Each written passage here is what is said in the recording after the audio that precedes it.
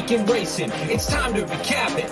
And who better to do it than Michael and Magic? Two bros/pros who cover the highs and lows of racing around the globe on every one of the shows. Real fans look forward to these guys and their last stunts, cause they know they're not talking out of their royal ascot. What they say makes sense. So ladies and gents, sit back and relax as Blinkers Off presents The Magic Mike Show, where you hear the experts speak. The Magic Mike Show. Tune into the show every week. The Magic Mike Show. You can trust the show is the bomb because it's being brought to you by RacingDudes.com.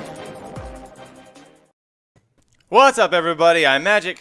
And I'm Mike. And this is the Magic Mike Show, baby, episode 348. Mr. Somich. Huzzah! Good to see you here. Love to have you on. Love to be here. I have been on StreamYard or YouTube for the last 4 hours, and I got another hour to go, but I'm still feeling great. How you doing today? I'm doing well, man. I'm glad you love having me on here. Not like it's the Magic Mike Show, so I appreciate that. You are Listen, I've been on with a lot of other people. I'm happy it's your face now. For the second time today, actually. It is true. We can be a little more goofy than that other show that's all buttoned up. Did you watch? Because I was on with Aaron, and it was not buttoned up. It was the opposite of buttoned up. I feel like we unbutton things in general. That's why when we're together, it can get a little loopy. Speaking of which, I don't want to. There we go. Unbutton the pants. Whoa. All right. Easy there, slugger. Yeah, man, it's good. It's been a good day. NBA trade deadline, which is always interesting. Harden and Simmons finally get flipped for each other. Been talking about that for weeks. KP goes to Washington for a bag of pretzels, which was always interesting. Yeah, it's been a fun day so far. Oh, and apparently the national anthem and the color got leaked by Warren Sharp, so you can no longer bet the time on the national anthem or the color of the outfit because he leaked it out on the podcast. Which is weird because he works for NBC, so he kind of knows these things. So I'm surprised they let him say anything. Whoops. Yeah. That was bad. He's usually a big props guy too, isn't he? Isn't that kind of his thing? Is he more of an analytics guy, Warren Sharp? Well, he's big on totals. So he actually moves totals during the NFL season because he's got a model that he does not share, does not put out there, but does offer the totals for his group that bets them.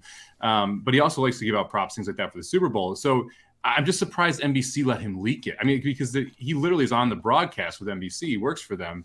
And so he has access to like the rehearsal and things like that. So he gives him inside information to be able to find this stuff out. So when he came out and gave out over 100 seconds or over 1:40 on his podcast, it got hit 11 times for the max bet on BetOnline immediately. Bovada moved from -150 to -230 on the over and then took it down.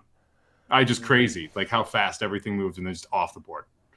I was going to ask you, being the guy who knows the overseas books, I was going to ask you if there were any that still have it. Because we talked earlier, one of the videos will be at RacingDudes.com later, is a look at the Kentucky Derby Future Wager Pool 3, which starts February 11th, so starting tomorrow. And what Mike and I went through and did is Mike showed, look, if you want to bet a lot of these horses, overseas is the better market for a lot of them. So I was curious to hear if you had gone looking, but it sounds like you did and came up empty. Yeah, well, I did, and yeah, it's now off the board. Now off the board. Yeah, he works for teams as well, so he helps. He helps with offensive efficiency and defensive efficiency as well. Specifically, offensive efficiency. He's a big proponent of 3-wide motion, things like that are just more modern in the NFL today, and how it allows you to read the defense pre-snap and gives quarterbacks edges. So you talked about off air. We're going to be looking at Gulfstream Park's late pick 4 on Saturday, and there's no stakes races in it. Which when we picked the sequence, we thought for sure the 2 turf sprint stakes, at least one of them will be there. They're not. There are some fun fields, and it looks like Todd Pletcher might sweep up. But before we talk about the Todster, what is the best thing you saw this week? I'm going to go with the NBA trade deadline. I'm actually not a huge NBA guy, but I've kind of gotten pulled into it. I enjoy some of the different stars in leagues. I'm really intrigued by this James Harden for Ben Simmons thing. First off, I'm just excited that Ben Simmons got traded so I can stop hearing about it on podcasts. Yes. Because it's been like a freaking year. It's ridiculous. And all I've heard is that Ben Simmons here, Ben Simmons there, Ben Simmons this, Ben Simmons that. So I'm happy that he's traded so we can be over the when will he be traded, where will he go thing.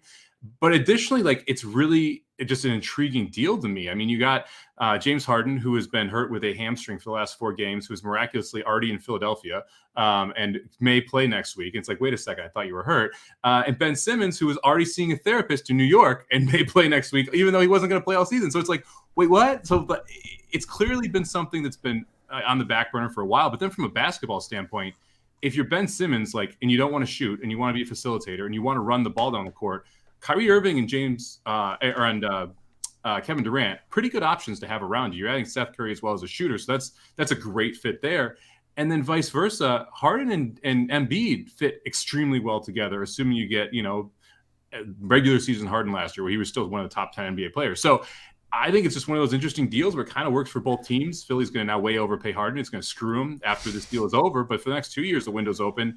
And the Nets, I mean, they got a lot back for a dude that wanted out anyway.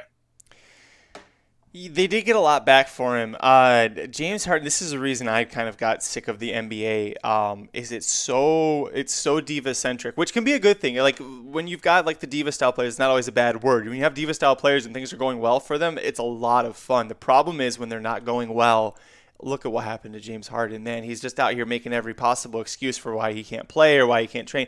It's just like when they get unhappy, it's just they completely shut down. And I'm all for player mobility. I love the fact that you should be able to, as a grown man or grown woman, pick where you want to work and kind of help dictate terms a little bit. But to completely just quit and shut down on your teammates and the people in the locker room who are working blood, sweat, and tears every day with you, it rubs me the wrong way. But at least I'm also with you. I'm so happy I don't have to hear about Harden being traded for at least another 5 months. It's going to be nice.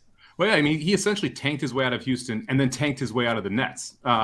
It's like he tanked his way off a team with Kevin Durant and Kyrie Irving. So you never know what's going to happen here. Like it's crazy to say that, but it's like I said, I appreciate the ebb and flow of this. I think it's really interesting some of the deals that happened. The Bucks stole Ibaka today. I kind of agree with Chris here. I think the Bucks are probably still the best team in the East, and everyone's just kind of sweeping that under the rug because they're not as sexy to talk about. But I would still take the Bucks over anyone right now.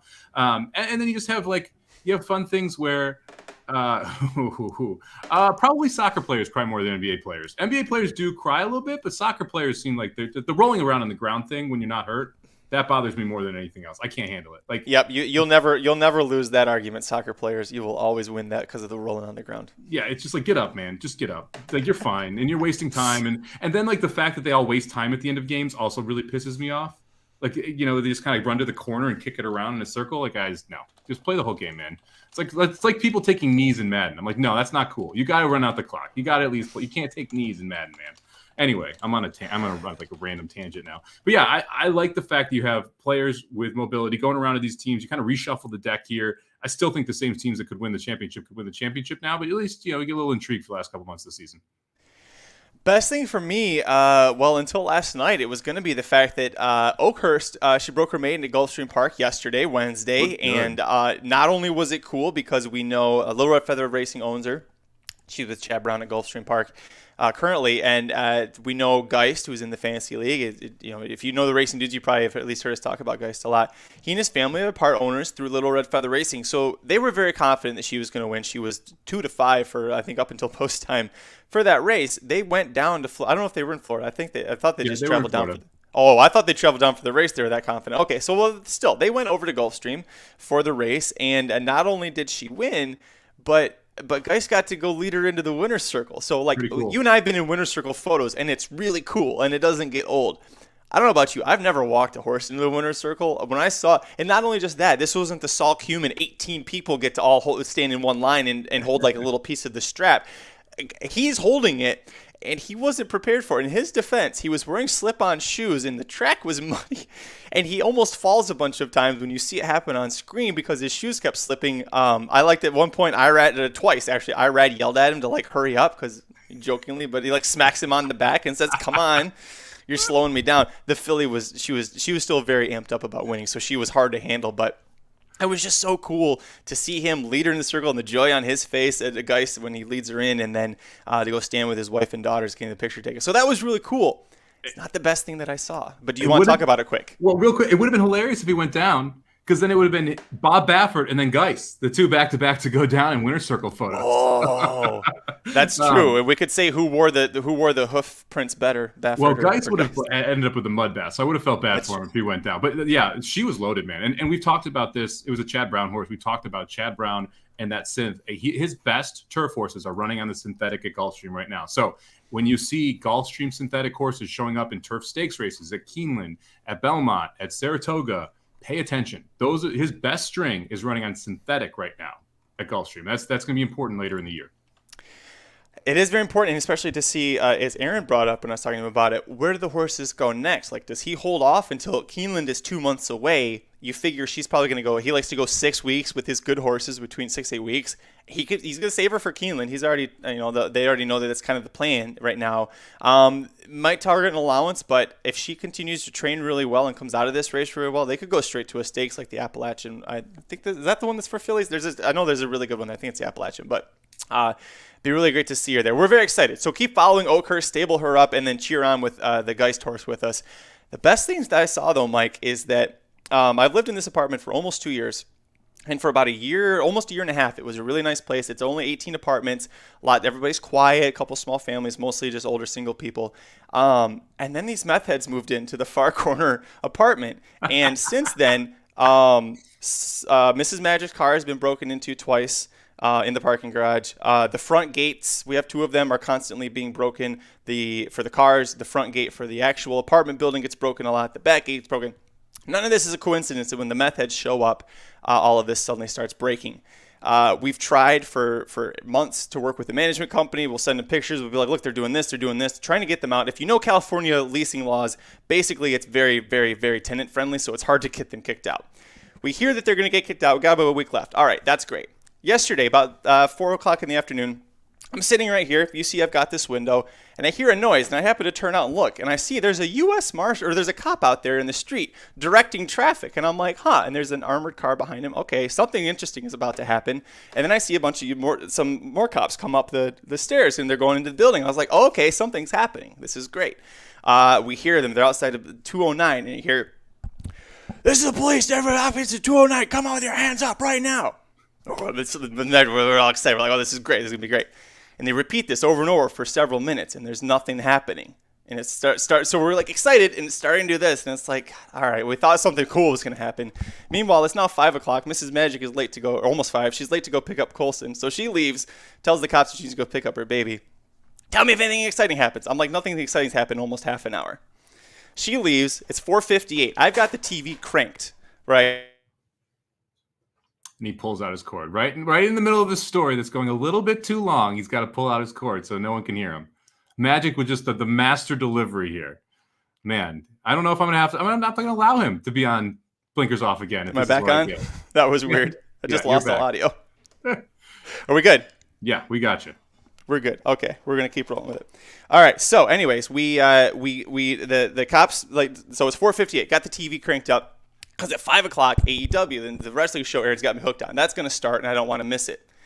And all of a sudden, I hear some commotion out in front, and I look out from the kitchen, and there's Scabby Face McGee being dragged out in handcuffs. And I'm just like, oh, this is awesome. Oh, this is great. I'm about to reach for my phone, and all of a sudden, I hear blasted, cranked to 12 on the TV. I just hear, it's Wednesday night, you know what that means, that's AEW Dynamite on TBS. And fireworks are exploding, and it sounds like fireworks exploding in the apartment. And I turn to look at the TV, and it's like the TV's going on, and I see Scabby Face McGee being led into a car, and I'm just like, yeah.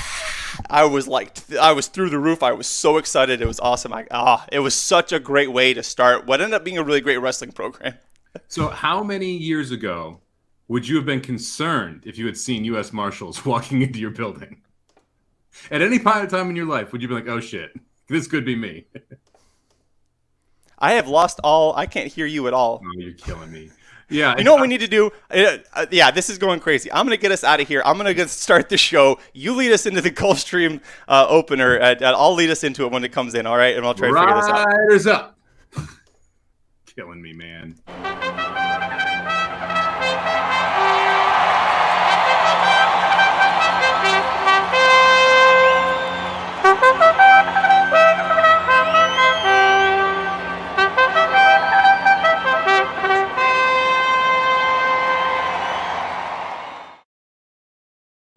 All right, Mike, I heard the sound on that one, so I think we're finally good. Kicking off the late pick 4 sequence at Gulfstream Park on Saturday, February 12th. Boy, this wouldn't be the Magic Mike show without something fun happening. Race 9 on the card, 10 maiden 3-year-old Colton Gelding is going a one-turn mile on the dirt. Favoritism is on the number 10, Charge It, at 6-5, and this is going to be a really interesting race, Mike, because you and I talked this morning about this spot.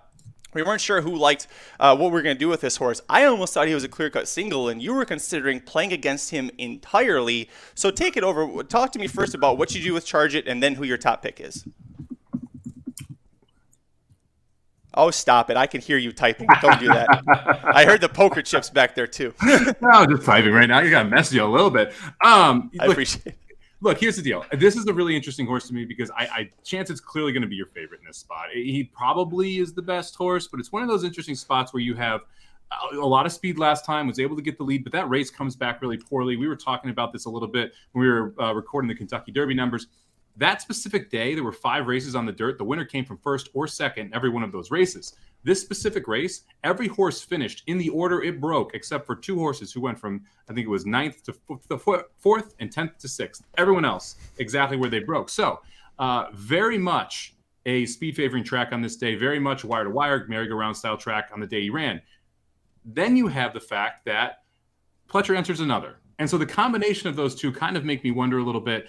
The problem I have, there's no other speed in here. Every single horse that's run has shown no speed. So we've got to look at first-time starters if we're going to challenge for the lead, or we got to go with the Pletcher.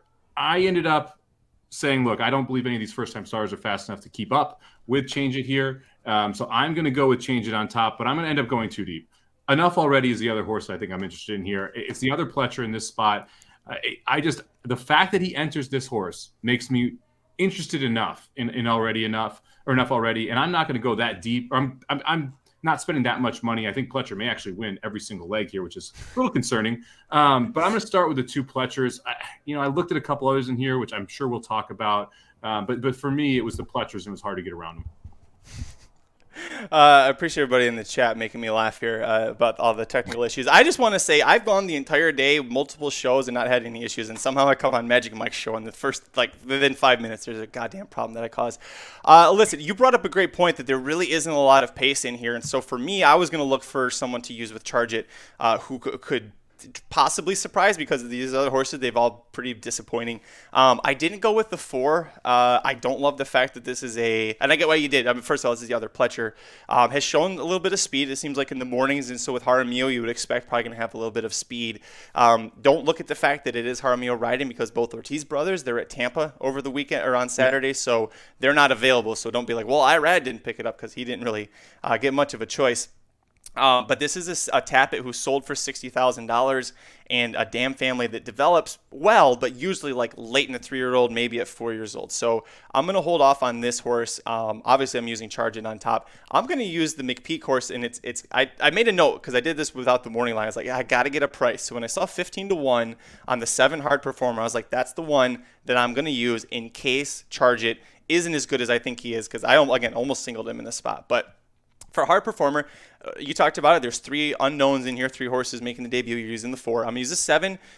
Kenny McPeak, 16% with a 476 ROI when he has horses debuting at or greater than a mile. And we talk about a lot of times, it's a hard distance for horses to debut at. Now this one, that doesn't factor in, was it 1 turn versus 2 turns? Here it's 1 turn. I would say that's a little easier for a horse making its debut than if they were trying to go 2 turns. But the sharp work on February 5th tells me that this horse is kind of coming up to it, could be ready to go. But again, that 10 to me seems like a huge favorite. I'm going, if the 10 falls off, maybe this is the horse that gets it done. I'm calling it right now. Stable up hard performer. He's going to win the first time he runs on turf. This horse wants turf. This is not a dirt horse, and this is the main reason I didn't end up using this horse. I actually mentioned it again when we were talking earlier. This horse is turf or synthetic. So I would love to see the horse on either. If you go into the Dam family, so this is the second daughter of hard performer. Ironically, the first daughter also, this is the first son of hard performer. One other sibling, it's a daughter called Lovely Trophy Girl, who, by the way, was by hard spun. So this is a full brother. She ran 11 times. All 11 was entered for the turf. So I think this is much more of a turf pedigree than it is a dirt pedigree. When I saw the original breeding, that's what jumped out at me. Then I looked at specifically the Dam, which is a candy ride mare. So I'm interested in this horse on an off track. I'm interested in this horse on synthetic. I'm interested in this horse on turf. I'm not interested in this horse first time out for Kenny McPeak with Lannery up on the dirt. To me, there's just too many things against it, although 15-1 is a nice price. That's the thing. I'm getting a price. If this horse was going to be could have been 9-1. Nope, too short. Not going to do that. A horse, before we move on, I want to ask you about, because I wanted to try and use, I think he needs blinkers with his running style, and that's the 8-touch code. Second to Emmanuel on debut, but he's beaten a lot, going a 1-turn mile Gulfstream, and then comes back here and is again beaten by almost 13 lengths by Charge It and Volcanic, who, by the way, Volcanic is going to be in the Sam F. Davis Stakes on Saturday at Tampa, and is a horse that, as a maiden at age 2, Mark Casse put in the Grade 1 hopeful. So Volcanic is a horse that seems to be highly regarded in the Casse barn and beat Charge It. Touch Code, third behind those horses, but he just doesn't seem like he's fully interested in racing a full race yet. Yeah, I kind of feel bad for this horse, to be honest. I mean, ran to monsters in the first races, right? I mean, if Charge It is as good as the price indicates here at 6-5, and you have horse going to Sam F. Davis, and you've got Emmanuel, who's a top 3 Derby contender, and that's who you've run against. I mean, that's a pretty rough life here for Touch Code so far. So I'm not going to say that we really need a change of style. I'm still interested to see, okay, what's up with that last race? Was it just a merry-go-round race? Because he was in third the entire way around, never really made up ground in the top 2. Was it because of the racetrack? So it'll be interesting to see kind of how that plays out. I don't really have much interest in Touch Code here because I'm not sure how you flip 12 lengths. I mean, it's one thing if it's like it was ahead. Blinkers. Blinkers isn't 12 length difference. That's 2.5 seconds. Like, that's not happening because they had blinkers. I mean, you got to sprout wings if you want to pull and catch them from that perspective. 9 is the other one I think we need to talk about. Grand Lusu. This is a first-time starter for Street Sense. You mentioned this when we were talking prior to this. The bottom side is all turf. This is a Chad Brown horse where you kind of expect would be a turf horse if it wasn't Street Sense on the top. Street Sense still fine on turf, but it's more of a dirt sire. I would be surprised if we don't see this horse second time out on the turf or on the synthetic. I wouldn't be shocked if we see speed. You've seen some of the Chad Brown horses that were bred for turf that show speed on the dirt instead of the synthetic because the synthetic track is playing so much to closers right now. So I wouldn't be shocked if we see some speed out of this horse, but long term, I'm more interested in this horse on turf.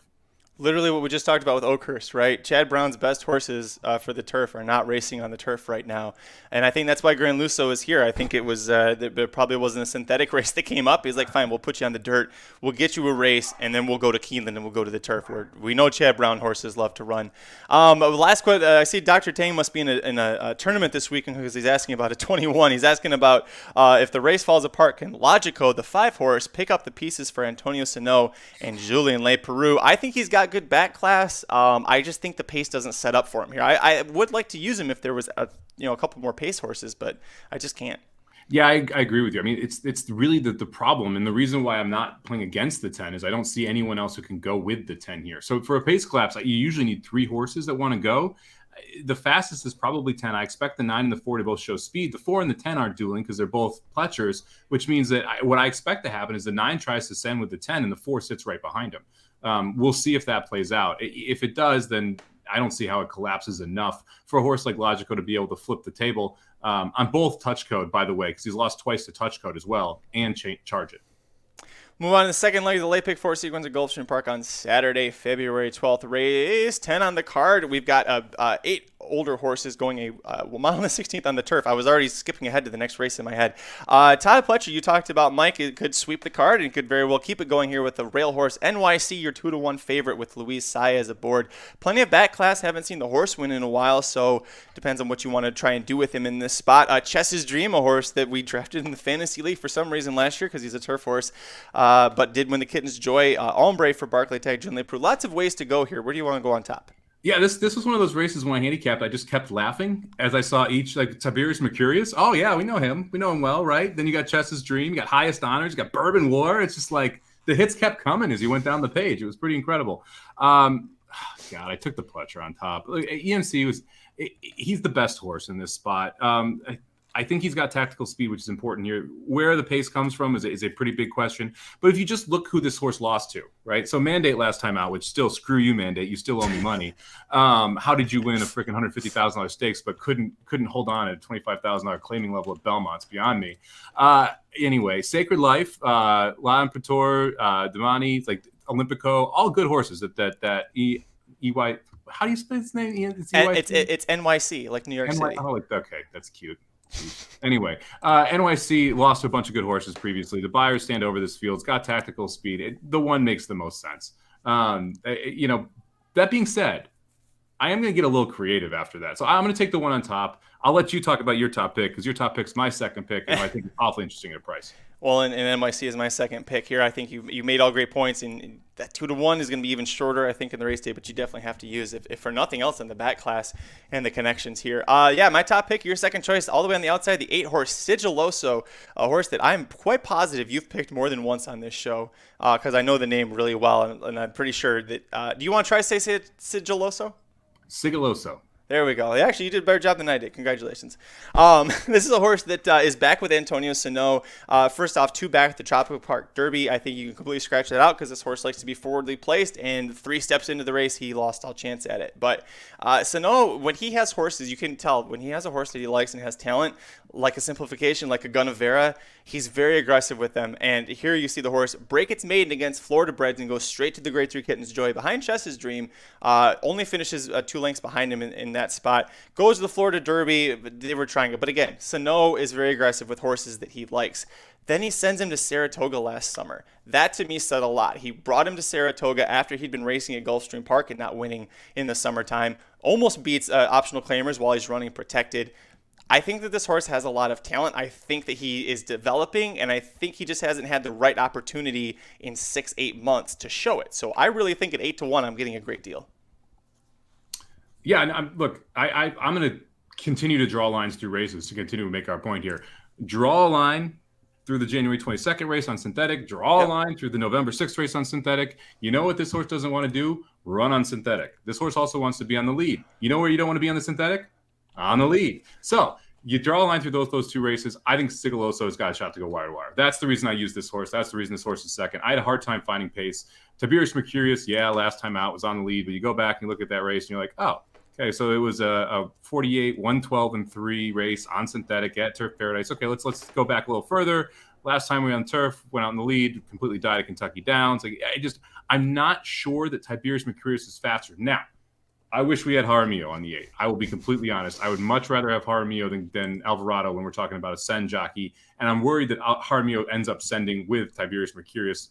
But if he does, I don't think the 2 or the 8 can win because I think the 8 goes anyway. So if the 2 sends, I think you don't want the 2 or the 8. If the 8 sends, I think the 8 can win the race. So that's why I end up with the 8 over the 2 in that sense. So it's interesting. I hear Paco too. And you also could make the case that NYC is going to be some of the pace here. But for me, I think it's going to be Sigiloso that's going to be on the lead. However, I do want to take a couple other horses that are going to be coming from off the pace. Highest Honors, I think, is interesting here, the 5-horse. It's the first time this horse is going to try turf. It's a Tappet horse, so obviously has some turf in the bloodline. Chad Brown, obviously pretty good on turf as well, significantly better than on dirt. It worries me why we haven't seen this horse on turf before. It's like 12, 13 starts in the career, and now we're trying turf. But you also look at who this horse was running against. You get the feeling they wanted this to be a absolute marquee horse on the dirt, and that's why we were running. Like Ford d'Orzo, Olympiad, like you've got back in the day, you ran the Travers and you ran the Curlin. I mean, it feels like they wanted this to be a Breeders' Cup Classic horse, and that's why this horse hasn't tried turf. So I'm willing to kind of give a pass there. And then finally, I kind of like the 7 here, Bourbon War. This is one where all the best races are on turf, and we haven't tried the turf in almost 2 years. So if you look back at those numbers, like the Better Talk Now, where we just missed a front run the Fed, that number is good enough. It's the best number in this field, the 98 buyer. Like you go to the Grade 2 Hill Prince, it runs a solid number on turf, follows it up in a good number at the English Channel, facing very good horses. I'm willing to take a stab here with the 7 Bourbon War as well. So the reason I'm not using either of those horses, you kind of said, why is the 5 not trying to? I get it. Like I understand with the breeding, with being a fairish homebred, but also like if you look at the dam side, like the turf seems to be where that horse should want to go. So it's very concerning to me that at age 6, Chad's just going, well, can't keep the horse healthy. And he doesn't really want to compete with even the second tier of horses on dirt. We'll call him top tier, but Olympiad's pretty darn good in that spot. So we're just going to take a shot on the turf when he hates the turf course at Gulfstream. Why is this horse here? This doesn't make any sense to me. And at 5-2, I don't want to take a shot. If he wins, I'll go fine. But none of this is passing my smell test. Yeah, I mean, this is one where I would probably press a ticket as well as play the 50-cent ticket. And if you're going to press, you could probably single the 10 in the first, single 1 in the second, and then see what you can do in the last 2 legs. Because my ticket's $48, I didn't put a press ticket together too. But this is a spot where if you like the 10, you like the 1, you better be playing it for $5 to start this thing out. I am going to use my third horse. I'm going to go with the 3 Ombre for Barkley Tag and Julian Leperoux. Hope for a little bit better than 5-1, but maybe he can he get ignored. But usually kind of a mid-range price is where this horse likes to sit. I have an odd feeling that Barkley Tag and Julian Leperoux are going to try and steal this on the front end. I think that they're going to look at this like we did, and we're like, there isn't a ton of pace in here. And Barkley Tag's done that with horses like Doswell, where you're like, that horse doesn't belong on the front end. And then he wires the Fort Lauderdale, and you're like, oh, Julian Leperoux walked the dog on the front end in a turf route. Like, how many times do we come on and go, shit, should have seen that coming? The horse, and I'm not going to point at the Saratoga race 3 back and say, oh, look, because they went 24.5. I mean, that was total New York fractions for that. His running style doesn't say that's where he wants to go, but the 46-4 work around the dogs on January 30th, that tells me this horse has got something, some early speed here. You see some other, like the Bullet 4 works back. I think this horse has got some sneaky speed, and I think they're going to try and steal it. If this horse isn't on the lead 2 steps out of the gate, I don't think he's winning the race, but there's just something about this, Mike. I don't know. It's a feeling. Yeah, so look, here's my problem with that 46-4 workout. And I think this is important for anyone who looks at workouts. I know what you're going to say. When you're 7 of 24 and it's 46-4, that track was fast, my friend. Like, it's like concrete grass. That's harder than Gulfstream's turf course. 46-4 on the turf, and you're 7th of 24. You're not even in the top 25%. That's crazy. Listen, there were 6 Saffy turf horses out there that day. Yeah, okay. Chad definitely didn't have any working out. Anyway, yeah, look, I can't get behind you 3. I'm sorry, I can't do it. This is an interesting question, so I want to address this here because I'm interested in your take too. Yeah. What do you do with horses in for a tag when the claiming is optional? For this horse, well, it's in general, does it affect your handicap? First off, no. It doesn't. I mean, I would look at this, for example, he's a 6-year-old gelding who's not really a stakes horse, who nobody wants him for 62.5. You're better at this explaining why it doesn't really matter, though, so you talk. Yeah, so it depends on why. A lot of times you can be in for a tag and run at the same level you've won at before. In that case, I don't mind it at all because they're able to run back at a level they've already been successful at. And if you get claimed and you win, you're probably doing pretty darn good. And you're in for that tag because you don't think that horse can go to the next condition. So you're willing to say, let's say if it's like this, let's say in this case, Bourbon War can get in for 62.5 because they've won at 62.5 before, but can only run for a tag, can't run for the non-tag. I don't mind that at all because if the horse wins and gets claimed, everyone's really happy about it. He's already proven he can win at this level. This one's interesting because he doesn't need to be in for a tag here. It could be just a straight allowance race for him.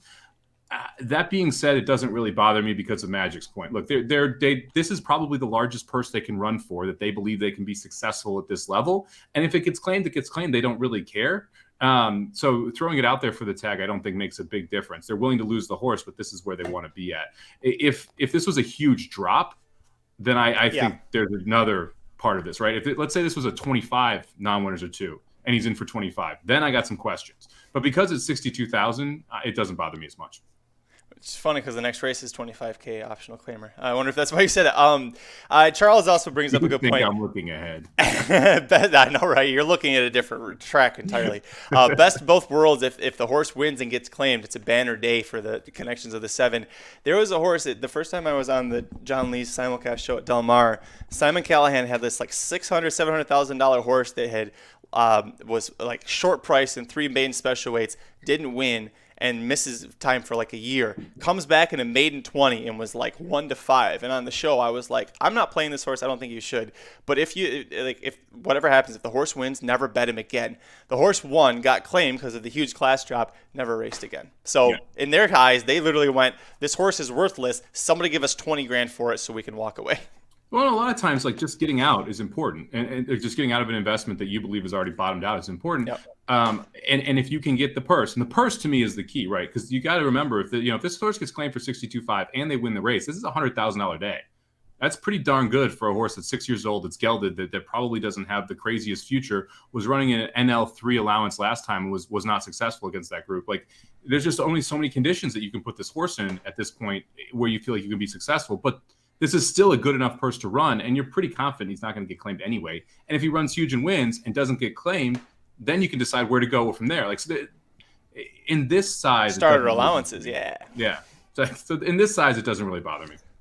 A great question, though. Thanks for asking. It really, it like so many things in horse racing, there's no hard set answer for it. It's like it depends on the situation, but we always appreciate the questions. Please keep them coming.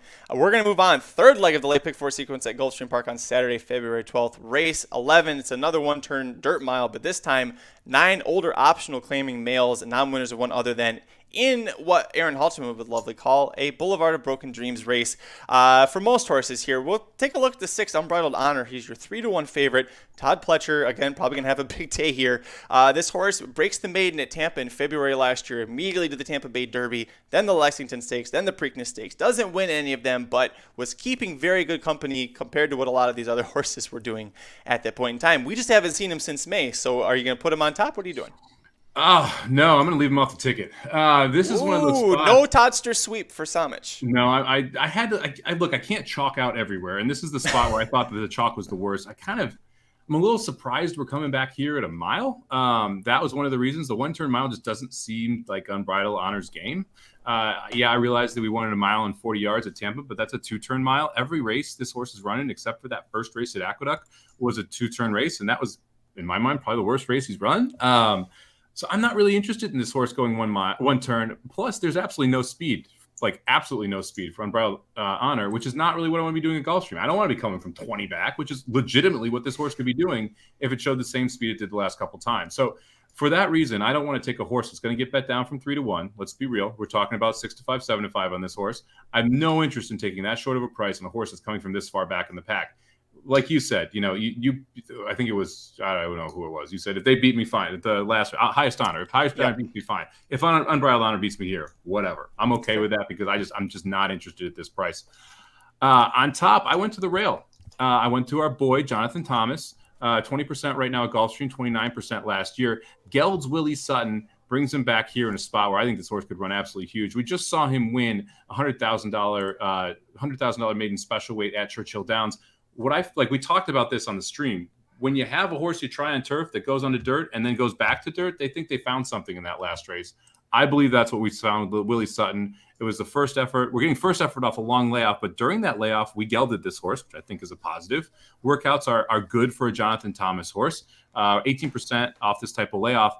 And sits just a perfect tactical trip here. There is enough speed that someone could easily win from that kind of second to third tier, which is where I think Willie Sutton is going to be. I love the rail draw here. I think that's going to help out as well because we're going to be able to save ground. I think it's all systems go for Willie Sutton at 6-1 on the rail. I used him. I went 3 deep here, and he was the last one in for me. Because I went back and forth about this horse. It seems like on paper there's a lot of things to like. You brought up the Jonathan Thomas trainer angles, all those high percentages there. $1 million Curlin that gets gelded, but it also took him a really long time to get going and to stay healthy. It seems like there's a lot of issues with the horse. So at that point, gelding him, you can help with it. It can help with the injury thing. Someone actually asked me about this. I was explaining how gelding a horse can help them prevent injury because they're not nearly as studdish, they're not nearly as active and hyper, and a lot of times horses get hurt, not on the track, in their stalls when they're walking around, when they're just hanging out. So that could be a big reason why they gelded this horse. And it was just in November. The nice thing is that you can see that he was gelded last November, which tells me the horse from April to November, no activity, geld him. See if this fixes it. Now we take 2 months, 3 months to build him back up to racing. Seems like the great spot. If you start from that geld date, it seems like the proper build up to this position.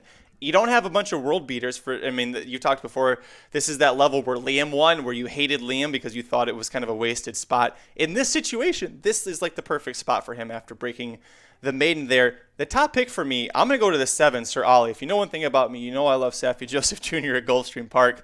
He's hitting 23% so far at the meet, including with White Abarrio. But Sir Ollie is a horse that at a one-turn dirt mile, facing Florida-bred optional claimers, non-winners other than, so the state-bred version of this race, wins by 3 lengths. Edgar Zayas was aboard. Edgar is usually Safi's top rider. He's recovering from surgery right now. So Alvarado gets the mount back after having ridden him 3 times for Bill Mott. Alvarado knows this horse really well. I think a mile and 1/8 was too far. He's quality road Indian Charlie. Let's reel that back in a little bit. One-turn dirt mile should hit him right between the eyes. I love him in this spot. And by the way, Sham Rocket, who beat him by a half length in the Sunshine Classics last out, finished 3rd, missing by a neck to Sigiloso last time out. Yeah, look, I'm not going to use Sir Ollie. I think that Sir Ollie needs to take a big step forward, but I get why you like this horse. Should be forwardly Oh, placed. the buyers are terrible. Yeah. Yeah, I mean, like we're going to need to improve quite a bit to be able to be competitive against this field. But I also think could get a decent trip here, sitting right outside that first flight of speed. And like you said, Saffy's darn good in Florida. So I get why you use it. For me, I'm just not interested. Other must use for me was a 4-horse, Who's the Star. I'm surprised this wasn't one of your must uses. I'll see if this is your third horse, but this is one of those examples where we have a horse by Tonalist who stands for 10,000, sell for $375,000. So immediately you got to think there's some talent there. Runs the first race, runs an 82 buyer first time out. So I like that. Look, this horse comes from California. I kind of like the California dirt horses more than I like the Florida dirt horses. So I'm going to consider this a class drop, even though it's a pretty lateral move when you look at it just from a level pace. But like, I wouldn't be shocked if Who's the Star here just has more talent than these. And again, should sit the perfect trip. There's enough speed in here that I think you're going to be able to close.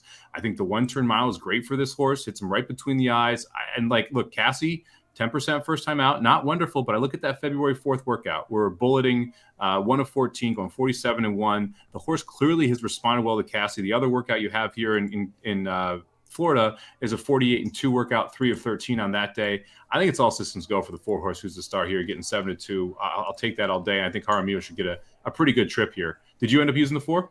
I did. The race at the exits from November at or exiting the race from last November at Del Mar, I should say. The horse was keeping good company, especially for the maiden ranks. That November, November 12th race in specific. Essential Wager wins that race. Essential Wager just won the Grade 3 Palos Verdes last week. She's now won 3 straight. This started a 3-race win streak for her, for the Bob Baffert trainee. Disco Ball was third that day. Brian Coroner trainee, who I remember on February 5th. Not have been taken down. Thank you. I was just going to bring that up. She was almost 20-1. Drayden Van Dyke got so royally screwed out of a victory that he rode that horse perfectly that day. Point is, I agree with Mike. I think Who's the Star is a good one. And you talked about leaving California. The dirt horses are better in California than the turf horses when they leave. But you're also going from Sadler, a high percentage trainer, to Cassie. And I think that's a great move as well. There's no downshift. They're just trying to find a spot. To me, Mike, what I see is that this horse needs pace to chase, and you are not getting pace to chase in a California dirt race. So you come to Gulfstream where you're going to get 9 or 8 rivals here. That's already the best horse field, deepest field that he has ever faced. So I think that this is going to be good, and I think 7-2 might flow it up a tiny bit for us. Yeah, I'm hoping it does. I like the 1 and the 4 quite a bit here, but I got to use that old. Yeah, it was such a BS. Oh, I had the 1 in turn. I had Disco Ball in turn. It pissed me off, man. And they put up a 3-5 Baffert, where the hell it was. I got to use the old Savvy Vet here, the 3-horse Trapezoid. Look, this horse loves to win, and that is often an underrated trait in racehorses. Like, people don't respect the love to win horse, and man, Trapezoid is one of those. We're 8 for 32 at Gulfstream. I'm like 18 for 32 in the money, which is crazy. 7 for 21 at the distance, 12 for 49 lifetime. It's exceptional for a horse at this level. Sutherland's ridden this horse 8 times. 4 of those 8 races are wins. We've got 1 second and 1 third on there as well. The horse is the fastest horse in this race, will get the lead, likes going wire to wire here at Gulfstream, getting 9-2. This is one of those horses where there's a lot of sexy horses in this race. Trapezoid is not a sexy horse. Trapezoid likes winning. I find winning sexy, so I'm okay with that with Trapezoid. We'll take that 9-2 price, see if we can go wire to wire here. Sorry, I'm trying to figure out what horses on this list are sexy. We might have a different definition. Look, there's going to be the 1 horse is going to take money. Unbridled Honor is going to take money. Like there's horses that people are going to find as interesting horses that have worse numbers that they're going to say are going to improve or going to fire the first off a layoff. Like, this is one of those where people are going to overthink it, and Trapezoid is going to go off at 6-1. And top of the turn, people are like, why the hell is this horse 6-1 and open by a length and not quitting? I just saw this. Sorry, DJ, from a little while ago. Stamina questions coming off the long layoff. I believe he's talking about the 1, Willie Sutton. Correct. So do you want to answer that quick if you didn't yet? Yeah, I mean, look, I always have stamina or questions coming off the layoff. And what I do when I'm looking at off the layoff is look at trainer stats. That to me is the number one way to go. You have some trainers that are good at this, some that aren't. You kind of learn which ones are good and aren't if the more you play. I know Magic often talks about like Carla Gaines likes running her horses into shape up in California. So you don't want her first off, but second off the layoff. You do. Someone like Jonathan Thomas, who's 18% off 180-day plus layoff, who consistently gets horses ready to go and has a super high win percentage in almost every single way. I'm not as concerned about that stamina off a layoff. This is also one of those where I think it's a pretty logical reason you can see the layoff. Magic mentioned, this horse did not get out to the track a lot. then gets gelded. There were clearly injury issues. It's not like this is one where, you just have a random line. You're not really sure why it's off. There's a clear reason why this horse was off. And the fact that we gelded the horse in November, you got to think the training pattern, the rehabilitation pattern there starts in December. Coming back in February is a perfect time from a 2-month perspective to give that horse plenty of time to get ready and be ready first time out. So I don't have it here with Willie Sutton. A lot of times I look at trainer stats, and then that's kind of what will dictate how I feel about the layoffs. That's a great answer. I love Breeze. Making money is sexy. That's really. I'll tell you, the sexiest horse in every race is the winner. I don't care what everyone else says. As long as it was on your ticket. Jason says, "Cue up Timberlake." All right, Mike. Back. Oh boy, I wish I'd started speaking a half second sooner. Let's move on. The fourth and final leg, late pick 4 sequence at Gulfstream Park on Saturday, February 12th. Race 12. We're going a mile and an eighth on the turf course. Mike, it's gonna be a long race. Full field of 12 plus, and also eligible for all of these 3-year-old straight maidens. Where do you go in this race? I know Todd Pletcher's got the interesting horse at 2 Foxtrot Whiskey at 7-2, but kind of a wacky one. I mean, it's interesting you're not getting any love to the 10 horse from Todd Pletcher at 8-1, because I think that horse is more interesting than the 2. He's not the favorite. Well, that doesn't, interesting. I start off telling you who the favorite winner. We start off telling you who the favorite is, and then we go to the winner. Okay, well, I like them both. I'm going to use both the 10 and the 2 to start this out. First off, wasn't there a Whiskey Foxtrot? Yes, there was. Bob Baffert horse. Yeah. So we're just flipping it around. It's kind of a dick move. I'm just saying, because I saw this name and I'm like, wait a second, I know this horse. Wait a second, this horse has never run. How is that possible? Look, it's a really well-bred horse. Mrs. McDonagall, Magliore Mare, Curlin. This horse would have sold for a lot of money if they ever got the chance to. Todd Pletcher, pretty good first time out. I think the mile and an eighth is good. Interesting debuting at a mile and an eighth. It's a pretty tough distance to debut at. But I do think Foxtrot Whiskey, all systems go. Saez and Pletcher, 31% at Gulfstream right now. It's tough to leave them off any ticket. I'm going to use the 10 Lepardi as well. This is a Curlin horse that sold for $425,000 at auction. The owners are high percentage win owners. On top of that, like you talked about, the Ortizes not being there. Jaramillo is one of the better jockeys when the Ortizes leave to have taking him out, especially on a first-time starter. I know he's going to get the horse out of the gate. He's known for that early speed. And he's 18% with Pletcher so far at this meeting, a limited sample size. So I am interested in the 2 and the 10 as my kind of top 2 picks, but I'm going to take a shot with a couple prices in here who have started as well. Did you use the 2 Pletchers? I did, yeah. They weren't my top. I would say 2A and 2B for me. They were right there. Not top pick. I think you definitely need to use them. And I think it's interesting. We're both taking a shot against one Pletcher in the same race, which is previously there. But otherwise, we think he's got to have a pretty big day. My top pick, and Dr. Tang teased it here. Maybe, Mike, I haven't seen what you're using this race, but maybe this is yours as well. Go with the 9 Field Marshal for Godolphin, Alvarado, and Bill Mott. Horse on debut, tries going a 2-turn, basically a mile at Gulfstream. Was parked all the way out in post 12. What happens at Gulfstream when you're starting post 12? You go 5 wide in the first turn and you lose all shot of winning your debut. That's unfortunately what happened here, but this is a Son of Warfront out of a Medaglia d'Oro mare who was a multiple grade 2 winning turf router at Saratoga. This horse should love this race. I love this horse in this spot. Thank you for drawing post 12 for your debut so that you ran like shit on paper. I'm getting 6-1 here, and I love this horse here. Yeah, I'm going to be honest. I kind of overlooked this one. I did not use the 9. I may have to work the 9 in my ticket somehow, because I agree with both you and Dr. Tang. I think the 9 looks pretty solid here, that 12 out of 12 post. Actually, one of the reasons I am using the next horse that I'll talk about in a second is because of the post position last time out, 11 out of 11. So I do think that's a good angle there. I wish the horse showed a little bit more interest in that debut, but because it looks like the horse is running on because he goes from 9th to 6th, but he loses 2 lengths in that time frame. So clearly just passing some horses that were tired. So, yeah, I may work the 9 in here if I can. My third choice here was a 7, #No Wonder. This is a horse that just kind of keeps getting better. I think now if you go back to that race 2 back, we covered that race. Casey Chief wins on the turf. We talked about that horse. That horse has been one we talked about, 5 times on this podcast now, which is wild because the horse isn't good. But we keep talking about that horse after we picked it. That was a wire-to-wire winner. The next time out, wire-to-wire winner. Breaking from the 11 post, breaking from the 7 post in those 2 races, just kind of a little bit hampered. Specifically last time, breaking from that 11 post, being able to finish up, but not really getting everything you need running into it. And then on top of that, this is one of my buddy's angles. He loves Lannery off. That's a good angle on the turf. Yeah, I remember that. So losing Lannery for Leparoux, I do believe is an upgrade as well. I think the mile and an eighth distance is going to hit this horse right between the eyes. So I like the added distance. I like the fact that we're showing some nice progression. And on top of that, the fact that we're going back into maiden special weight here gives me a little bit more confidence. So we were in 50,000 maiden optionals the last two, and the horse gets better in both of those races, and now we want to go into a maiden special weight and stretch it out. I think that's a good sign. I like the 10-1 price. So give me hashtag no wonder, and then give me the horse right to the outside of it. Twirling Blues. This is another one who should really appreciate the added distance. Last time at 90-1 in that race where Field Marshal ran, Twirling Blues ran up for fourth, was stuck out wide, and just kind of came up short, but was closing ground versus just passing horses in that race. Hashtag was right. Anyway, closing ground, not just passing horses. She was. I think Bree was guessing what horse you were picking. Sorry, that's what. Okay, there you go. I'm like, I didn't pronounce hashtag wrong. I use that one all the time.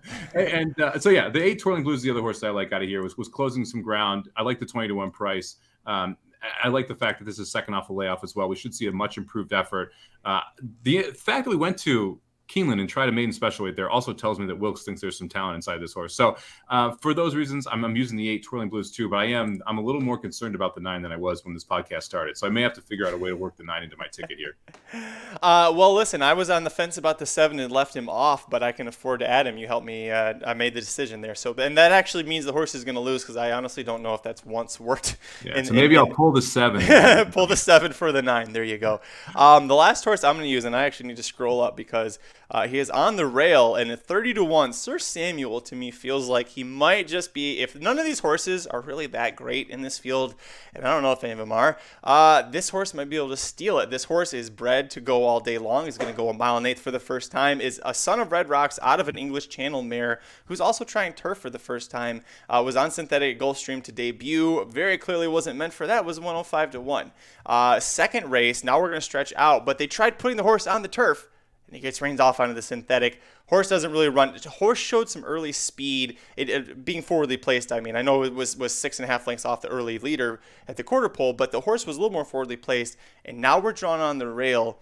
I think like if you just freaking, Martinez, I don't know who you are, but just press go really hard on this horse and get position early. I mean, nobody knows. He's been in the winner's circle once in 41 tries at the meet. But just press go really hard on this horse out of the gate because I think that inside position, the breeding says I know you're going to go a mile and an eighth, but a lot of these I don't know if they can. Just try and give that horse a chance out of the gate. 30-1, if these horses are donkeys, there's your winner. The best of the donkeys at 30-1, Sir Samuel. Yeah, I mean, I don't mind you trying to pick the pace horse, so I don't have any problem with that. It's going to be tough to wire this field. He's just not good. I mean, that's the biggest issue. I mean, he's been closer to winning a race than you have. And he's been maiden claimer so far. So I applaud your ability to try and pick a long shot with speed. So I'm not going to knock that. And I love the price, but I find this is a very small chance of winning. It's a 1%er. It's a 1%er. Listen, there will be nothing sexier on Saturday than Sir Samuel coming across and giving Gabriel Martinez win number 2 for the meet at Gulfstream Park. Moving on up to 4%. That's going to be episode of the Magic Mike Show. Thanks for joining Mike and I to go through the late pick 4 sequence at Gulfstream Park on Saturday, February 12th. If you're watching on replay or on Facebook, thanks so much for joining us. Give us a like, a thumbs up. We really appreciate it. We're going to give out our tickets one last time down below. I will start for 50 cents. I'm going to go 710 with 138 with 147 with 127 That's $45. Mr. Somich. I made an adjustment, but forgot to adjust my price. So I'll correct it in this talk here. So I'm gonna go 410 with 178 with 134 with 2, 7, 8, 9, 10. That'll cost you $45 as well for 50 cents. I dropped Highest Honor, which we talked about, and added the 9 in the last. So that's kind of how I rejiggered my ticket there to be able to get that 9 in. Charles's point, this is the horse I think makes the lead. So Paco is in the last. Paco is on the 4 horse Trending, which would probably be a good one to use with the hashtag horse. And I do think Trending is the most likely horse to get the lead and is a little spicy. This is the one that just kind of got left off my ticket. Uncle Mo horse. Uncle Mo obviously stands for 160,000, but showed some speed going a mile on the dirt last time out in that volcanic Charge It race. So coming out of a very good race, now flipping over to the turf. Shug is one of those guys who's big time second start. Paco should try and send this horse forward, has the second highest time form number. I would think the 4 horse is the one that gets the lead. So if I went for a crazy price shot from a speed perspective, I would be using the 4, not the 1. My counterpoint, if Paco was going to put speed in the horse, he would have been more closer than 4 lengths behind Volcanic Charger. Though those two did really just kind of take off, didn't they? We talked about that. Listen, 4 is not a bad spot. You're getting 15-1 on Shug second start. I mean, a good jockey is taking them out. So I'm not going to poo-poo you for taking it. Didn't make my ticket, but that is a good angle there as well, Charles. Thanks for that. Listen, we've got Sam F. Davis Stakes at Tampa Bay this weekend, the Suncoast Stakes. We got previews for those over at the YouTube channel coming up later today, as well as the El Camino Real Derby that I did with this guy right here previewing that. So that'll be at youtube.com/racingdudes. I was on with Aaron covering for Jared on Blinkers Off. That's already out there, so make sure you go check out the live stream replay for that. The podcast will be up however you find podcasts. Blinkers Off, Magic Mike Show, we're in both spots. Mike, I believe something's happening this weekend. I can't remember. Oh, yeah, the Super Bowl. That game. Yeah, I heard about that. Yeah, the hometown Los Angeles Rams, 4-point favorite right now against Cincinnati. I would take them. I think that they're going to win, but I don't think it's going to be that close. I think they're going to come out early, punch them in the mouth a lot of times, and Matthew Stafford, MVP. What do you think happens in the Super Bowl, though? So this has been an interesting football season. I am undefeated betting NFL games in the playoffs that do not involve the Cincinnati Bengals. I'm 0 for 3 betting playoff games involving the Cincinnati Bengals. So I would have preferred. I had the team against the Bengals. I had the Raiders, and then I had the Titans, and then I had the Chiefs. And those are the only 3 freaking games I've lost all playoffs. Wow. Yeah, pretty wild, right? So if the Raiders could have just gotten the job done, we would have been fine here. If then Tennessee could have just gotten the job done, we would have been fine here. But look, this is one of those weird games where I think either the Rams win by like 14 or Cincinnati wins the game. I don't see it being that close if the Rams win. I think they're able to get out early, dominate. And the problem and the difference with the Rams getting up versus with the Chiefs getting up, Cam Akers, I think, could have a field day against this defense if they're able to get out any type of lead. I think McVay is going to come out and run the ball in the first half. I like the first half under because of that. Super Bowls in general usually have a slower first quarter. I like the first quarter under. I think that both these teams are going to play rather conservative early on in the game and not be overly aggressive. I like the sack total over. I think that last I saw was at 4.5. I think that way over for both teams, total 4.5. I think you might see 4 or 5 for the Rams alone. I think Von Miller is going to make 1 or 2 plays. It's going to make it tough, especially if the Rams get up for the Bengals to come back. I think I'm going to end up on the Rams. Lay the 4 points. I like the Cam Akers rushing total. I like the first quarter and first half under. I also think Burrow attempts over is going to be a good one because, look, when you have a depleted offensive line versus a big-time defensive line rush, what do you do to neutralize a rush? You get the ball out fast. What do you do when you get the ball out fast? You throw it sub 10 yards. If we're going to be dinking and dunking down the field, Burrow's going to have to throw the ball a lot. I don't see them having a ton of success running the football with a bad offensive line against that front seven for the Rams. I think it forces Burrow to throw a lot of short passes. So I like the Burrow's attempts over. I like Akers rushing yards over. First quarter, first half under, and I think I'm going to be Rams -4. Man, I was all excited about the Rams winning the Super Bowl until you started talking. And you told me the Bengals are the team that you can't get right. That's so frustrating. Listen, and I talked about Blinkers Off. I brought it up multiple times on Dudes Who Bet in the chat.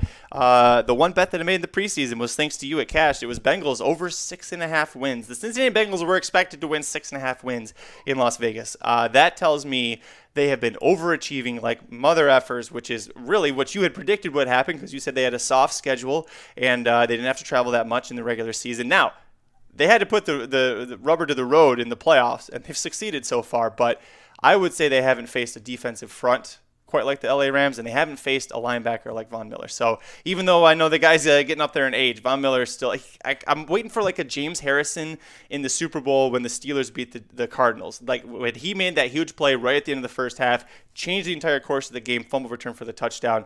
I'm expecting Von Miller have, like you, I think he's going to make 1 or 2 big plays, and it really like that solidifies the game for the Rams. So go Rams, but listen, I'm most excited for the halftime show. You got Eminem. You got Dre, you got Snoop Dogg, you got Kendrick Lamar, you got Missy. I mean, my God, it's just, I was like, this is, you're naming all people that I love to listen to, and I guess I have to watch a football game to wait for that to start. So there's a bunch of props online for first song. Okay. What do you think the first song is? Lose It by Eminem. Really? That would be my guess. But Okay. I also could see, if you want to go with Next Episode, I could see them go for Next Episode. I thought California Love was like I figured that would be like how they bring it down, the California so? Love at the end, and like have that, cause that's like an ensemble. You could have everybody out there, California, like kind of, but that is a good one, yeah. I thought "Lose Yourself" would be the last one, just because that's the big time Eminem song. But like it's going to be interesting to see what they decide to do with it. This is one of those Super Bowls I'm really excited for because I think there's a lot of like. First off, some of the commercials have come out are already exceptional. I'm excited to see this halftime show. It's one of the first halftime shows I'm like really pumped up for because there's a lot of really good entertainers on top of just like good musical acts. So I think that's going to be awfully interesting. Yeah, like right, California Love seems like a free square to me too. I love that the two guesses are the two guesses we had, and that you and I are both like we flipped them. Like we think one's opening and one's closing, and we just switched them around. I like there's a lot of there's like a heavy "My Name Is" one. I don't think there's any way "My Name Is" going to be the first song. That just doesn't make any sense to me. I don't see that. That's like M's 18th best track. Well, it was his first track. It was just that early breakout one, and I don't see. Yeah. But that's not any of the collab ones. That's like what is everyone else doing during "Lose Yourself" or during "My Name Is," right? Right. Like anyway, it'd be interesting to see what comes out and kind of how they prep the show. But I also think it's a really interesting Super Bowl. I'm excited to in-game bet this thing because I think in-game betting is going to be one of the best set. Like this is going to be one of the best ways because based on the way this first quarter goes, I think you can pretty much in-game bet the rest of it. If the Rams get out to a big lead, I like the under because then they're just going to run the crap out of Akers. I like Akers. I like Stafford under. Like all these things happen that correlate directly with however this starts out. If the Bengals get up, all of a sudden I'm on the over. I like Stafford attempts over. Like there's a bunch of things that go with it. So I'm kind of excited to see how that plays out. I bet Odell catches a touchdown too. So I take Odell anytime TD. Last thing on the actual game, by the way, Zach Taylor. Do you know who his mentor is? No. His mentor, I can't believe I can't remember, is Sean McVay. It's the Rams coach. So you also have the aspect of Sean McVay knows everything about Zach Taylor. Everything. I forgot that Zach Taylor and Sean. Yeah. So I forgot about that. You have the entire offensive mind of Zach Taylor was developed by the offensive mind of Sean McVay. If anyone can stop this offense, you would think it's that. The other last thing is the Rams love playing zone all year. Burrow's biggest weakness against zone. He wants man coverage because he's got throw it up wide receivers. He's got a bunch of YOLO balls he likes to throw. So if they play zone, you can't YOLO as much. And then you have Jalen Ramsey, who's going to be following around Jamar Chase, which is not a great matchup for Jamar Chase. So just a lot of things to like about the Rams. Anyway, yeah, I'm done now. That's all my Super Bowl stuff. No, I'm glad you said it. Listen, if you want even more, and this was great content, if you want even more, go check out Dudes Who Bet Sports. It aired this morning the Racing Dudes YouTube channel. You can also get the podcast and download anywhere you find it. Also, go to racingdudes.com/sports to find that. And also, you can get all of Papa Dude's thoughts on prop bets and his analysis of the Super Bowl. So it's all great information. Enjoy the weekend. Enjoy the horse racing betting. We'll be back on Monday to talk about all of that and more, I'm sure. Until then, I'm Magic. And I'm Mike. Good luck this weekend. Go Rams!